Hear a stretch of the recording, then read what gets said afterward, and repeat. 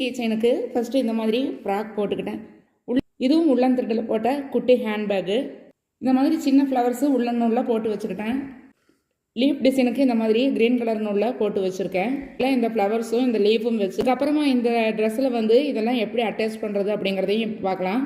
Princess key chain ready பண்ணிட்டேன். சின்னதாக ஒரு கை இதே உள்ளன் த்ரெட்லேயே போட்டு அதில் வந்து இந்த சின்னதாக பேக் வச்சு அட்டாச் பண்ணியிருக்கேன். மேலே வந்து ஒரு கேப் போட்டு கீ செயின் மாட்டுறதுக்கு இந்த மாதிரி வச்சு ரெடி பண்ணிட்டேன். நான் இந்த ஹோல்ஸ் கட்டை இந்த த்ரெட்டு வந்து விட்டு எடுத்து அப்படியே உள்ளே அட்டாச் பண்ணிட்டீங்க அப்படின்னா நீங்கள் கீ செயினாக யூஸ் பண்ணுறதுக்கு சௌரியமாக இருக்கும். கீ செயினில் இந்த மாதிரி மாட்டிக்கலாம்.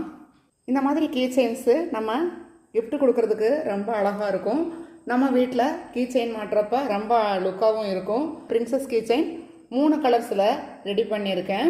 இது மாதிரி உள்ளன் கிராஃப்ட்ஸ் எல்லாமே என்னுடைய சேனல் இருக்குது. அதனுடைய லிங்க்கு டிஸ்கிரிப்ஷன் பாக்ஸில் கொடுக்குறேன். மறக்காமல் என்னுடைய சேனல் சப்ஸ்கிரைப் பண்ணிக்கோங்க.